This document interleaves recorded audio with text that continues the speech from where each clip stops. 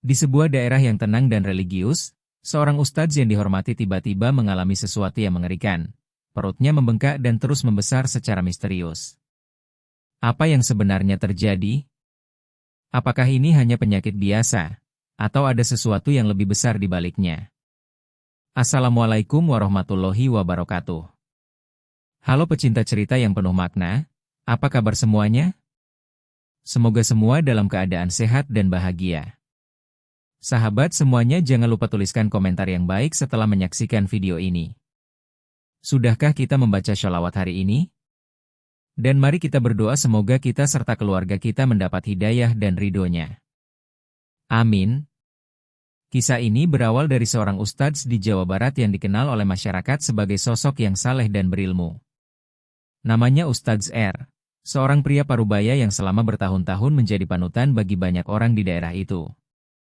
Dengan jubahnya yang selalu rapi dan sorban yang melingkar di bahunya, ia sering terlihat mengisi pengajian, memimpin salat, dan memberikan ceramah tentang kejujuran, keikhlasan, serta pentingnya berbagi kepada sesama. Namun, siapa sangka, di balik tutur katanya yang lembut dan nasihatnya yang penuh hikmah, ada rahasia kelam yang disembunyikannya. Sebuah rahasia yang pada akhirnya membawa bencana besar dalam hidupnya. Orang-orang yang dulu menghormatinya, kini mulai mempertanyakan siapa dia sebenarnya. Di daerah itu, ada sebuah yayasan yang didirikan untuk menampung anak-anak yatim piatu. Yayasan ini mendapatkan donasi dari berbagai pihak, mulai dari masyarakat setempat, pengusaha, hingga donatur dari luar daerah. Setiap bulan, jumlah sumbangan yang masuk cukup besar, bahkan lebih dari cukup untuk memenuhi kebutuhan anak-anak yang tinggal di sana. Sebagai pimpinan yayasan, Ustadz R memiliki tanggung jawab besar untuk mengelola dana tersebut. Setiap kali ada donasi datang, ia selalu menampilkan wajah yang penuh syukur dan berjanji akan menggunakan uang tersebut sebaik mungkin demi kesejahteraan anak-anak yatim. Namun, kenyataan berkata lain. Lambat laun, ada sesuatu yang mulai janggal. Anak-anak di yayasan sering terlihat mengenakan pakaian lusuh, makan seadanya, dan bahkan ada yang mengeluh sakit tetapi tidak mendapatkan perawatan yang layak. Mereka tidur di kasur tipis yang sudah usang, dan beberapa di antaranya terpaksa berbagi satu selimut untuk melawan dinginnya malam. Sementara itu, di sisi lain, kehidupan Ustadz R justru semakin mewah. Rumahnya yang dulunya sederhana kini berubah menjadi bangunan megah dengan pagar tinggi dan pintu gerbang besi yang selalu terkunci rapat. Kendaraannya pun bukan lagi sepeda motor butut seperti dulu, melainkan mobil mewah yang mengilap. Bahkan, ia sering terlihat makan di restoran mahal, membeli pakaian bermerek, dan bepergian keluar kota dengan alasan urusan dakwah. Beberapa warga mulai curiga. Dari mana datangnya semua kemewahan itu? Apakah benar semua itu berasal dari sumbangan masyarakat? Ataukah ada sesuatu yang disembunyikan oleh sang ustadz? Pertanyaan demi pertanyaan mulai muncul di benak orang-orang, tetapi tidak ada yang berani mengungkapkannya secara langsung. Ustadz R memiliki pengaruh besar di daerah itu. Setiap kali ada yang mencoba bertanya soal dana yayasan, ia selalu menjawab dengan alasan-alasan yang terdengar masuk akal. Dengan retorika yang tenang dan penuh keyakinan, ia berhasil meyakinkan orang-orang bahwa semua sumbangan dikelola dengan baik. Namun, semakin lama, semakin banyak kejanggalan yang tak bisa diabaikan. Beberapa mantan pengurus yayasan yang merasa tidak tahan lagi dengan kebohongan ini mulai mengumpulkan bukti. Mereka menemukan catatan keuangan yang tidak sesuai, bukti transaksi mencurigakan, serta saksi-saksi yang siap bersuara. Tetapi sebelum semuanya terbongkar, sesuatu yang mengejutkan terjadi. Sesuatu yang tidak pernah terbayangkan oleh siapapun, termasuk Ustadz R sendiri. Perut Ustadz R semakin hari semakin membesar, hingga tampak seperti seseorang yang sedang hamil tua. Awalnya, ia masih mencoba menutupi kondisinya dengan mengenakan pakaian longgar. Namun, seiring waktu, pembengkakan itu menjadi terlalu jelas untuk disembunyikan. Rasa sakit yang ia alami pun semakin parah. Tidur menjadi sulit, berjalan pun terasa seperti membawa beban berat yang luar biasa. Ia mulai jarang muncul di hadapan jamaah, dan setiap kali seseorang datang menemuinya, ia selalu memberikan alasan bahwa dirinya sedang kelelahan atau kurang sehat. Namun, masyarakat mulai curiga. Terutama setelah beberapa mantan pengurus yayasan yang dipecat secara tiba-tiba mulai berani angkat suara. Kami tahu ada yang tidak beres sejak lama. Tapi setiap kali kami bertanya soal keuangan yayasan, beliau selalu marah. Saya pernah mengurus laporan keuangan yayasan. Yang masuk itu ratusan juta per bulan. Tapi kenapa anak-anak yatim masih makan seadanya? Kami tidak ingin menuduh, tapi yang jelas, ada yang tidak sesuai antara uang yang diterima dan kondisi yayasan. Dan sekarang, lihat sendiri apa yang terjadi. Pernyataan-pernyataan ini mulai menyebar luas di kalangan masyarakat. Orang-orang yang dulu begitu percaya pada Ustadz R kini mulai mempertanyakan integritasnya. Kondisi anak-anak di yayasan menjadi sorotan utama. Wartawan lokal mulai mendengar kabar tentang dugaan penyelewengan dana. Beberapa dari mereka datang untuk meliput keadaan di yayasan, dan yang mereka temukan benar-benar mengejutkan. Bangunan yayasan ternyata jauh dari kata layak. Dindingnya penuh dengan retakan, kasur tempat anak-anak tidur sudah lusuh dan kotor, serta makanan mereka sangat minim, hanya sekadar cukup untuk bertahan hidup. Ketika wartawan bertanya kepada beberapa anak yang tinggal di sana, jawaban mereka sungguh memilukan. Kadang kami hanya makan nasi dengan garam, Kak. Kalau beruntung, ada lauknya. Dulu kami sering diajak belajar bareng, tapi sekarang banyak buku yang rusak dan gak ada yang beli yang baru. Kalau ada yang sakit, biasanya cuma dikasih air hangat sama disuruh istirahat. Enggak ada obat. Semua ini semakin memperkuat dugaan bahwa dana sumbangan telah diselewengkan. Beberapa warga yang awalnya membela Ustadz R pun mulai marah. Mereka merasa telah dibohongi. Selama ini mereka percaya bahwa uang yang mereka donasikan digunakan untuk kesejahteraan anak-anak yatim, tapi kenyataannya sangat jauh berbeda. Bahkan ada seorang ibu yang menangis histeris di depan yayasan. Saya dulu menyumbang karena percaya dengan Ustadz. Saya rela menyisihkan uang belanja saya demi mereka. Tapi sekarang saya tahu uang itu tidak pernah sampai ke anak-anak ini. Amarah masyarakat semakin memuncak.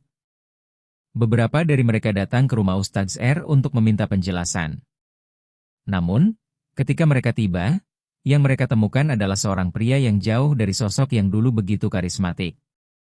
Ustadz R kini tampak kurus, wajahnya pucat, dan yang paling mencolok adalah perutnya yang membesar secara tidak normal. Banyak orang yang terkejut melihat kondisinya. Astagfirullah. Apa yang terjadi pada Ustadz? Kenapa perutnya seperti itu?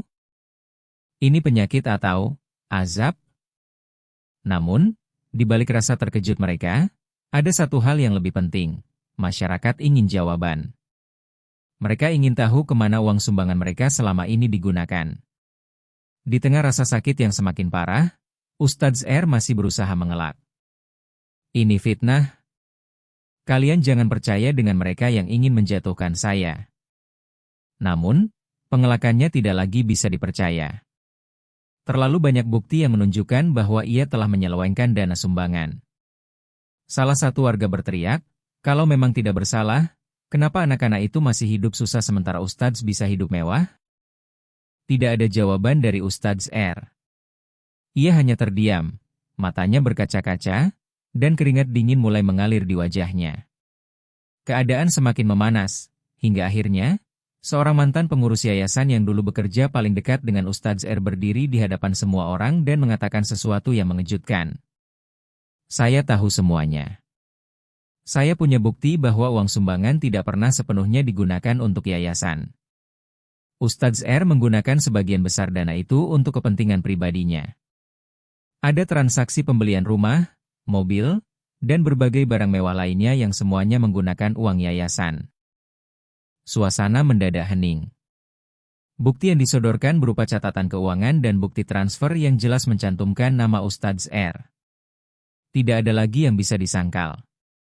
Beberapa orang mulai gemetar marah, beberapa lainnya hanya bisa menggelengkan kepala dengan kecewa.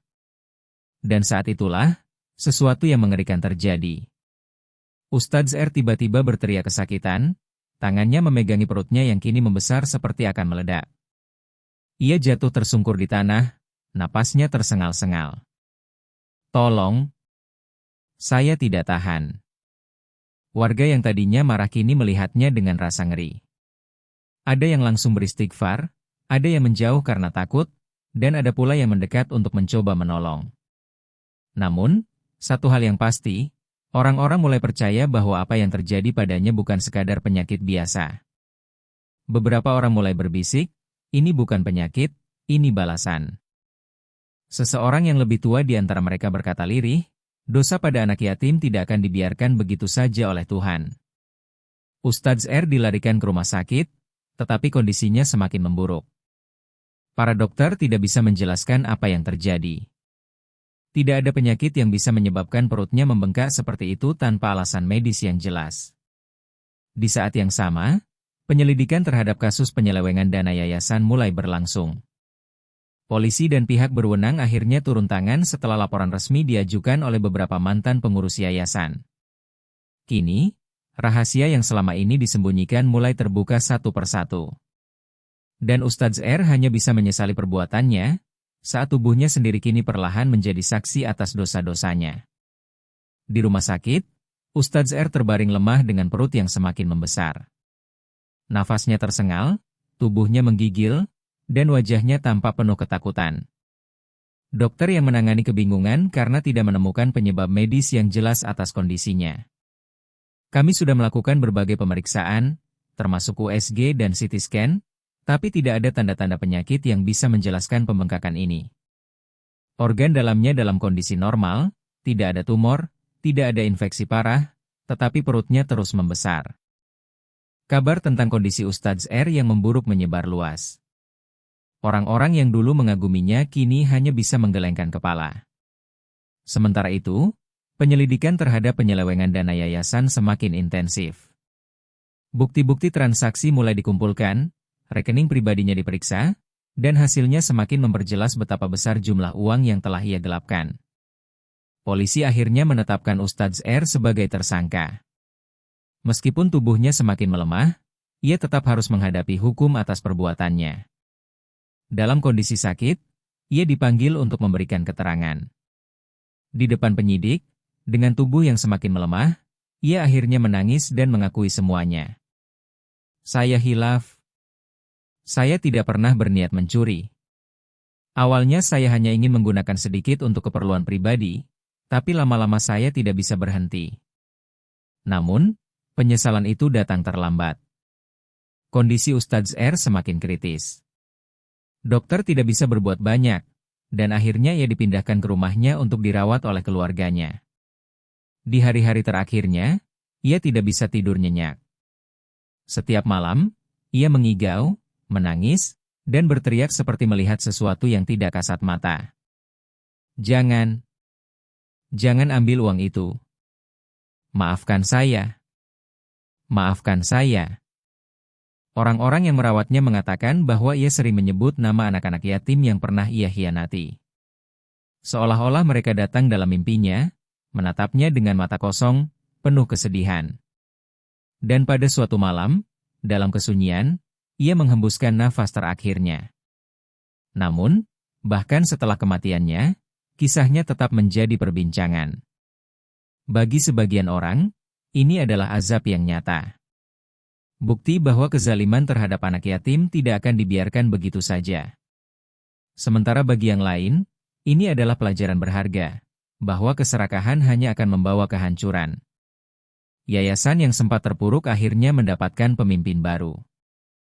Seorang dermawan yang benar-benar peduli pada kesejahteraan anak-anak yatim.